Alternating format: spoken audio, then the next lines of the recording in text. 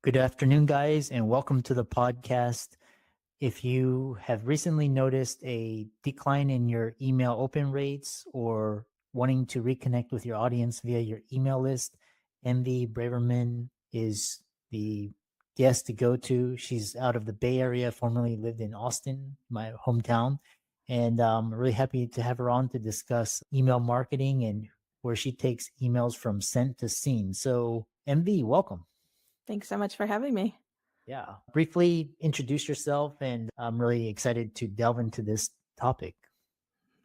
So I've been in tech support and system administration my entire career. And when I went out on my own, I did that tech help desk thing. Yeah. And a couple of years ago, a new client came to me saying, I'm going to conferences. People ask me to send them proposals and then nothing.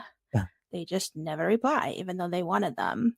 I went down the rabbit hole of email deliverability and realized that's something I can see myself doing for a long time. I love doing, there's a lot going on behind the scenes. And honestly, email people think is old and boring and no one's doing it. It's dying. But it is not. It is alive and thriving. My teenagers have email addresses. It's going to keep going. Yeah. Fascinating. And so let me start out with this because a lot of people spend a lot of time on social media. And what is more powerful, email marketing or social media marketing? I think that's a false dichotomy. Your social media is your discovery platform. That's where people find you who don't know you. Email is your relationship platform. That's where you build this relationship after they have found you. So I don't believe they're in any way mutually exclusive. They complement each other. Oh, interesting. That's actually very insightful because, like we were talking about, you're alluding that people think email marketing is dead. But actually, if you see what happened to TikTok, it's very wise to have a website and an email list because, even, because regulations and just, people act on a whim. So next question I have for you is just talking about this is essential steps to get your email seen and not sent to spam. How do you do that? We've had some changes in the in October 2023. Google and Yahoo got together and gave us some new requirements for email marketers. And those are best practices. Now there are more requirements and everyone should understand them. So first is authenticate your emails. So basically, you need to prove you are who you say you are. Because of course, phishing, scams, again, on the rise. This is a good thing. To get past the gatekeeper, you need to show your ID. We actually like that because we want the bad guys to be kept out. Then the next important thing is make it easy for people to unsubscribe. I don't know if you've seen this, but I've seen some pretty unethical unsubscribe methods. Like it's light gray on white in tiny little font. Please don't think that this means like people won't block you or ignore you. This is a bad thing. Make it easy for people to unsubscribe. And the third one is send emails that people want. Don't spam. On the technical side, your reported complaints should be less than 0.1% ideally. So that's 1 in 1,000 recipients. And at the maximum, it should be 0.3%. If you go above that, the mailbox providers will not work with you. Interesting. And this is why the cold emailers, they keep hopping domains. They start on one domain, they burn it, they go to another domain, and so on. But if you are a business owner who wants their brand to be consistent, you have to take care of your sender reputation and really nurture it. Interesting. What are the most powerful email automations? I guess it depends on what you mean by powerful, but in e-commerce, the most profitable automation is abandoned cart. So if someone went to your website, they added something to cart, you have their email address, you say, hey, did you forget something? So that's the most profitable. But overall, the most important automation is your welcome sequence by far. Interesting. And the welcome sequence is that's the 5 email, or tell more about the welcome sequence. There's definitely no prescribed. I don't prescribe a format. But I still see these days, I subscribe to someone's list on their website and then nothing. Yeah. This is the moment I'm red hot. Send me a confirmation that this didn't go into the ether. Say, Uh-huh. hey, it's great to have you here. Again, we're building a relationship. If someone comes up to you and you ignore them, you're not building a relationship. Yes, you could have a 5. There are definitely lots of marketers who have a prescribed framework. I don't. There's different ways to see it. My kind of hot take is, if you have a lead magnet, one thing I see is people go through a lot of effort to create these lead magnets and then they do nothing with them. They just view it as an exchange for their email. But I'm like, you worked hard at it. Help people succeed instead of just having it be in their digital graveyard. Like, I have a lead magnet that's a guide to setting up email authentication for your domain. And so I have a welcome sequence that walks them through step and reminds them, hey, you got this thing you were interested in. Let me help you implement it. The same thing. If you have a five item checklist, why not set up a sequence expanding on each item of the checklist? Interesting. And talking about yourself, of course, as well. Oh, interesting.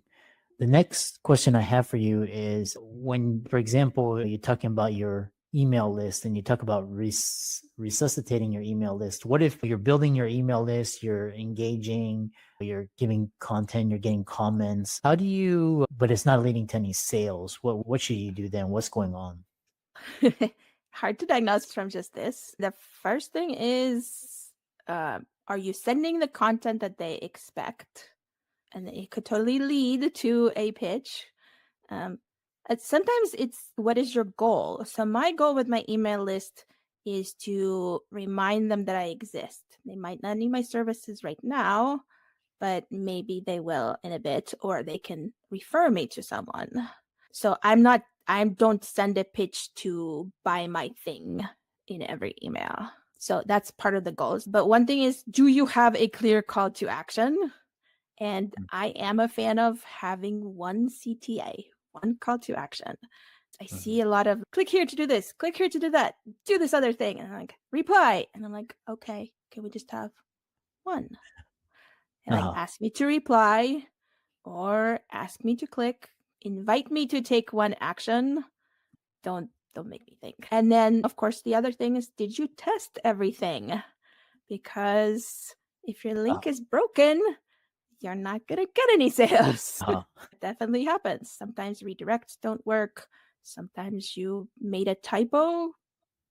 It's hard to diagnose just from this question, but that would be what I would start. Oh, okay. Interesting.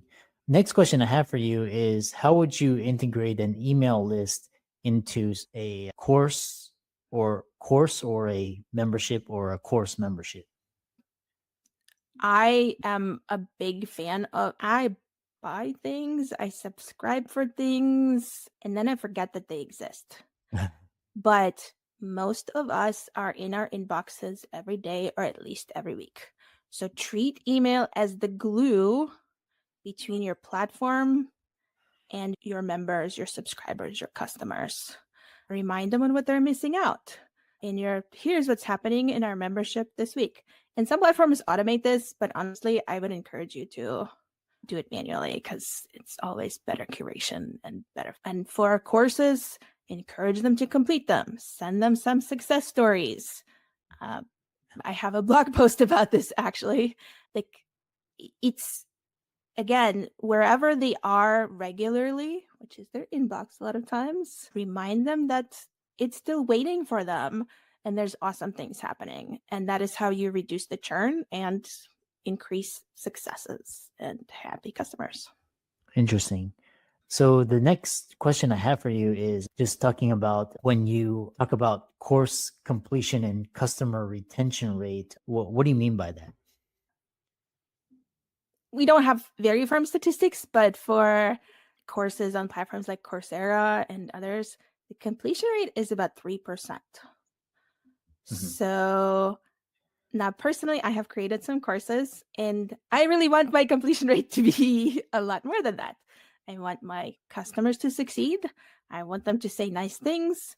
I want them to spread the word. My goal is to help them succeed. but life happens to all of us. Interesting. Next question I have for you is talk about this. You talk about don't set it and regret it, how to build automations that keep up with your pace. What do you mean by that? If there's a few phrases in email marketing or in marketing that I really like to do bad things to. One of this is email blast. Please don't ever say email blast. That should not be a thing. And the other one is set it and forget it. And honestly, if I had $1 for every time I heard this phrase and did this marketing promise, I would have a down payment for a home in Bay Area. But especially as solopreneurs, we evolve, our services change, shift and pivot. So if you set up an automation a year ago, is it still up to date? Maybe your prices have changed. Maybe your offers have changed. Maybe you've rebranded. Whatever, it is really critical to review your automations. The thing about automations is that they make things go very fast. And if you're sending them bad information, it will just spread it wider. Interesting. How can people find out more about you and learn more from you? You seem to have quite a bit of experience. Thank you. I do have a website. Mostly I am very active on LinkedIn. And it's a little bit of a caveat to the discovery versus relationship platform for me, because I actually have a LinkedIn newsletter as well. But in general, I still like this approach. So yeah, I'm active on LinkedIn. Yeah. Of course, I love email. So you can send me an email at mv@inboxwelcome.com or visit my website. Yeah, excellent. We actually have one question from the audience, and that's this LinkedIn newsletter versus an email newsletter, such as ConvertKit. What are the differences? I love this question. Thank you for asking it. I'm actually doing both. Like, your own list is amazing. You have the addresses, you have their contact information. But a LinkedIn newsletter is, I think it's a multiplier, but I would definitely not say don't do the same content in both. Tailor it. But like, I created a weekly LinkedIn newsletter, and when someone connects with me, they are invited to subscribe. So it's a lot harder to get them to sign up off platform. And again, as we hear a lot, social platforms really deprioritize external links posts. So if I instead post a LinkedIn newsletter link, that's an internal link. LinkedIn is very happy to spread the word. And also, it lets my connections choose, do they want to get a notification in platform, or do they want to get it in their inbox, or both? So I am a big fan of LinkedIn newsletters. I think it's really great. Obviously, the downside is you don't own your email list. There's a lot less formatting options. It's a little bit of a hybrid of blog and newsletter in a way.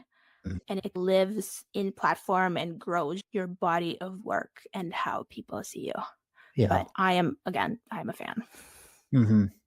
And the follow-up question from the listener is LinkedIn newsletter versus a Medium, Substack. What are the differences? I think LinkedIn is similar. The most close is to Substack. And the deciding factor would be, where is your audience primarily? Where can they discover you? My audience primarily, and and also, what do you like? What are you comfortable with? Because even if the majority of your customers are somewhere where you hate, I'm not going to tell you should learn to not hate it and just force yourself through it. There's going to be customers everywhere. I am certain that there's people who are interested in email marketing on Substack, on TikTok, on wherever, on Pinterest, wherever it is. And sometimes it's nice to go where there are fewer, like it's not as tended. But I'm used to LinkedIn. I like LinkedIn. I understand LinkedIn. So I'm going to stick with LinkedIn. If I wanted to invest time in Substack, that would also be really good. They have the same kind of discoverability and sharing, connecting with like-minded people. I don't know if that answered the question, but it's what do you like? What are you comfortable with? Where do you Yeah. like to hang out? And especially if you're a solopreneur, don't have more than one platform. Like, there's one of you, there should be one platform. The more you add, the more headaches, and it becomes more of a blasting rather than an interaction. And no social platform is going to be, yes, I want you to blast at everybody. They're going to be, I'm going to reward you for engagement. Interesting. That's my The long answer. Yeah, there's another question from the audience, and she is saying that she has her website on Wix, which she's got booking and which collects the email address and the phone number. And then she's also got on her blog, which is collecting emails. But then she has a separate ConvertKit email list. What would you suggest how to integrate her website with her ConvertKit, or is she doing double? Talk about that. First, I am a strong proponent of don't just add people to your list just because they schedule the time with you. Like, Yeah. ask them if they want to be opted in and receive emails from you. But absolutely, this is something you want to connect. You can use Zapier. I think there may be a direct integration with ConvertKit. I am not certain, but Zapier or another kind of a tech glue platform is your best bet. Especially at small volume, you can probably do it for free. What do you mean tech? What did you mean tech something? Tech Tech glue? glue. So I Uh, just imagine that each platform we're on is like a black box. We have no idea what's going on inside, but each one has, okay, ideally each one has what are called APIs, application program interface. So it's basically like cables or plugs that extend from this black box, and you can connect it with other black boxes. Zapier and other platforms like Make, they let you easily, relatively connect those two. Sometimes there is a direct integration, so you can connect them directly. You don't have to do anything in between. But a lot of times you need this third-party connector. I don't think there is a direct integration between Wix. For example, there is a direct integration between Wix and MailChimp. So if you had a list on MailChimp, every time someone submits something in Wix, you can say, subscribe them to my list. But if you're on a different platform, you might have to say, okay, I have to do the same thing, but through this intermediary of Zapier or another platform. Interesting. Because she was responding that she was talking about there's on Kit, there's a import your subscribers and email content and connect your API. So I guess Wix would have its own API, or is Right. that, or what would Yes. you And need? if those two APIs are talking to each other Uh-huh. directly, then you're good. That's the And best thing, in my opinion. that's There's less opportunity for things to break, honestly. So if somebody subscribed to your ConvertKit and somebody subscribed to your website, it would still all go in the It would same go list. in the same place. Yes. Oh, You okay. really help. That's I think one of the most frustrating thing for myself as well as people I talk to is having these I call it tech spaghetti. Like, everything's in different places. So one of the way I work with membership owners once they get to a certain level is, let's unify all of this data, make sure it goes in one place so you can actually get insights rather than if someone like bounced in Kit, if a paying subscriber's email bounces in Kit, it's really important that you know about this, because otherwise they might be doing a chargeback or something bad might be happening. So having that one source of truth, I have a love-hate relationship with this term, but having one source of truth is honestly the ideal and the goal. And that can be in ConvertKit, that can be in Airtable, that can be in Google Sheets, wherever you want it to be. Definitely highly encourage it. Interesting. Okay. Interesting. Excellent. And so, the thing is with the email and all these, there's a lot of back end. So it's a little bit like social media is pretty easy. You just go on and you just post. But again, you don't own that. You're just renting the platform. So, but Exactly. And you don't know who's seeing it. You have a lot more insight and you have a lot more control yeah, with email. But yes, there is a lot more overhead. I will agree. But you're not trying to game the algorithm every single time. They actually clearly tell you what they want from you, yeah, which is nice. yeah. Excellent. Thanks so much for coming on and really interesting conversation. Thanks so much for having me. And I really appreciate the questions Yeah, excellent. from you and the audience. Yeah, keep up the great work.